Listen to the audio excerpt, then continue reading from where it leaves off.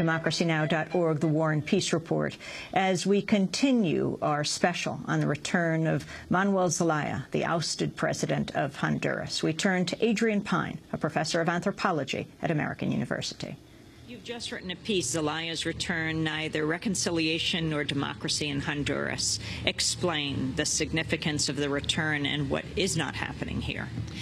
Well, I think the reason I wrote the piece was really in response to a lot of spin that's been coming out of Washington in the past few weeks, arguing that Zelaya's return means a return to normalcy, democracy, and means reconciliation for Hondurans.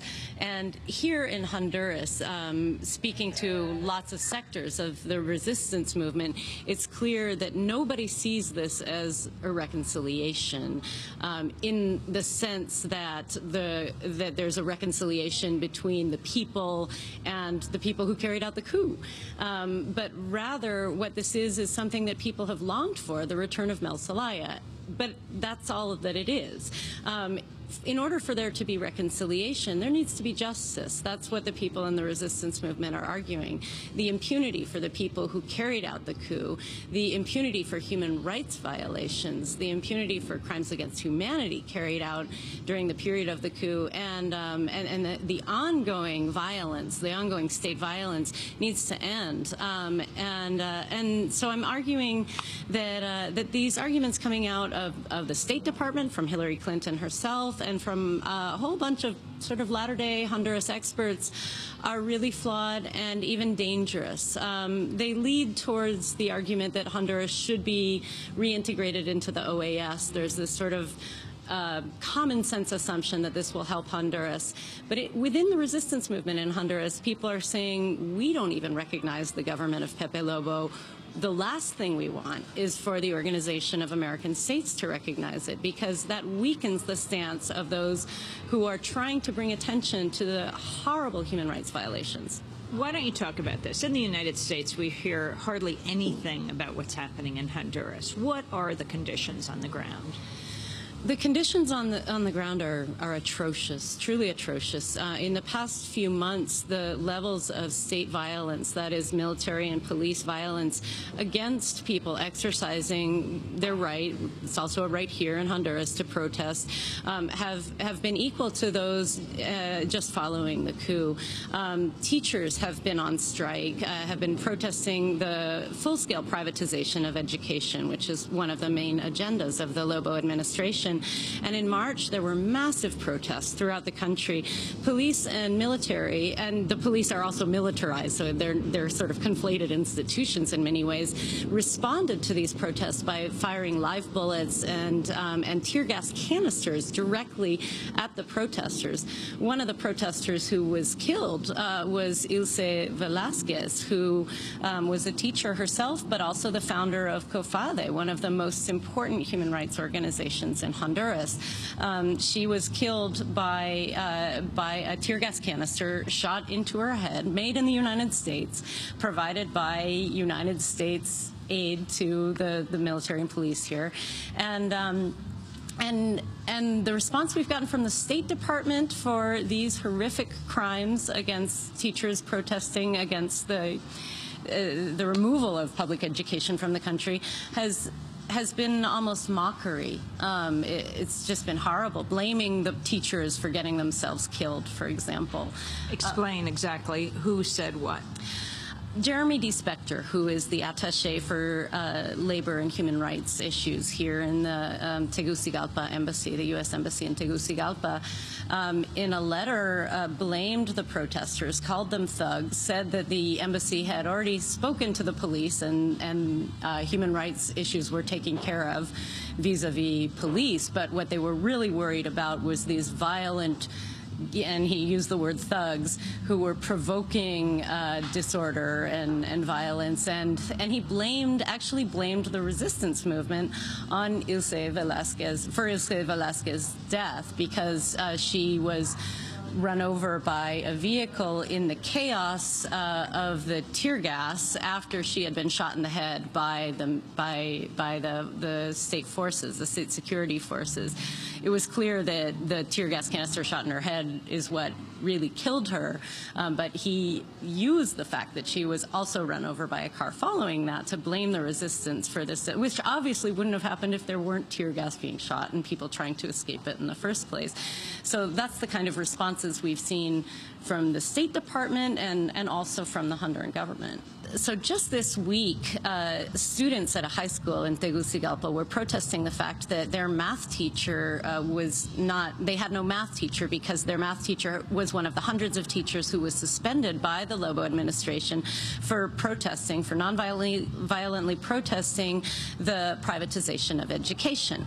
So these students were protesting this fact, and in response, police came, invaded the school, which is illegal in Honduras, shot live bullets and tear gas canisters at the students, sent one of them to the hospital, arrested 21 of them, and 2 of the mothers of students who came to beg the police that they not continue.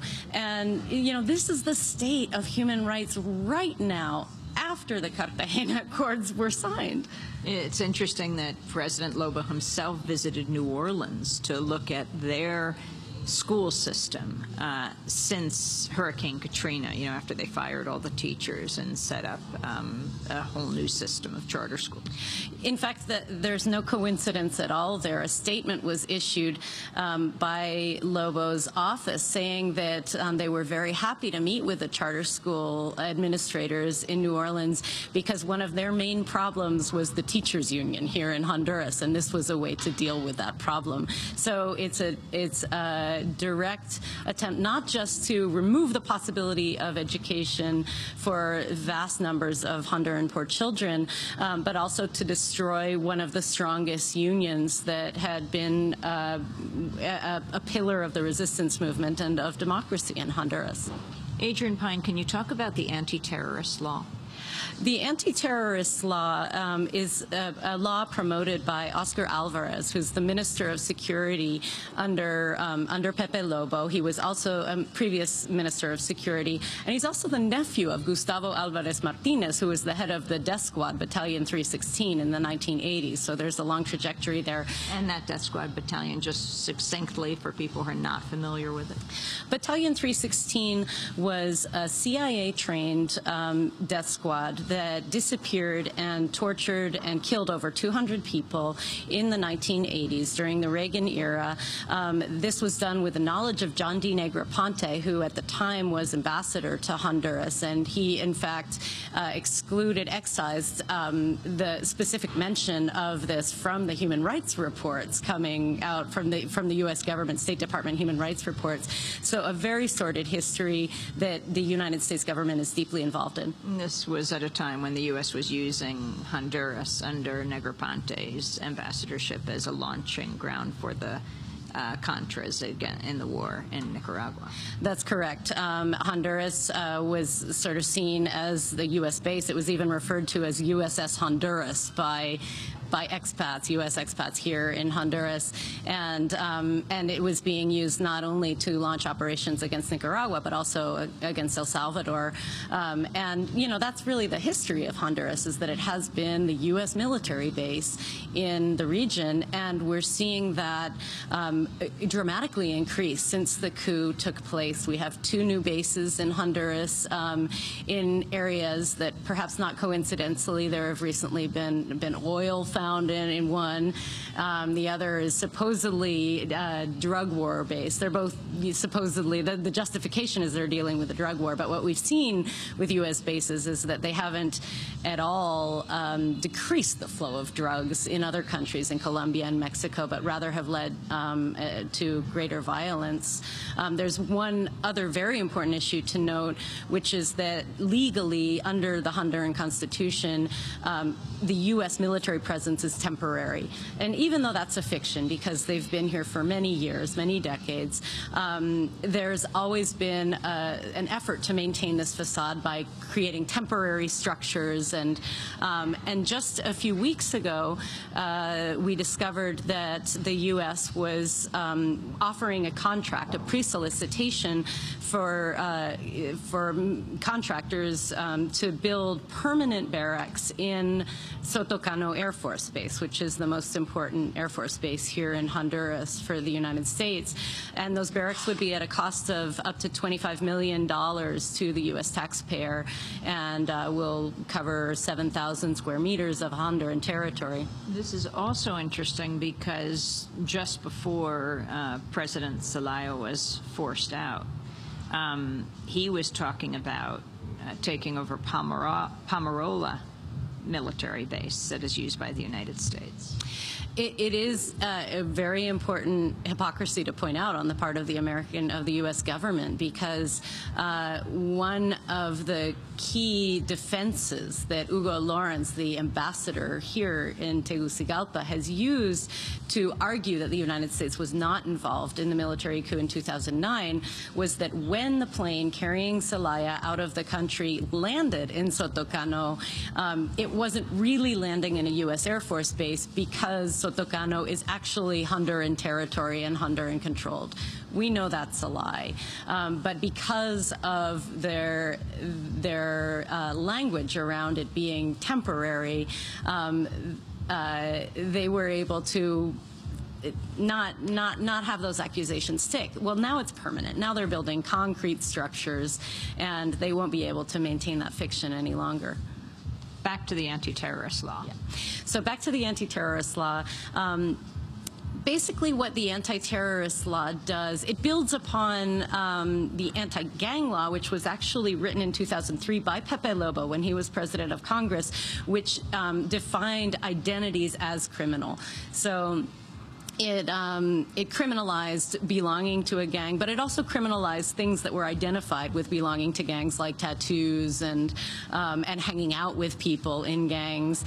And that was a period when gangs were seen as the biggest menace in Honduras. Now, to the state, the biggest menace in Honduras is the resistance movement, which is far more political than gangs were seen as being. And so what the anti-terrorist law does is redefine terrorist as being basically somebody who opposes the state, and so it's paving the way to criminalize dissent, to criminalize resistance, to criminalize the right to freedom of speech and freedom of assembly in Honduras, and it's very worrisome. It also builds upon an anti-terrorist law that existed in the 1980s that was basically the same thing. Can you talk about the various petitions that are being signed on a number of different issues here? Sure. There's a really important Dear Colleague letter that is coming out in a few days from the Congress. And that letter asks Hillary Clinton to stop sending military aid to Honduras until there's some sort of accounting for the vast human rights violations that are ongoing in this country. We've never seen such a large number of Congress people sign one of these letters. So that's a huge success and puts enormous pressure on Clinton at a time when she's really doing everything she can to whitewash human rights violations in the interest of getting Honduras reintegrated into the OAS. And that letter was sent to Hillary Clinton this week.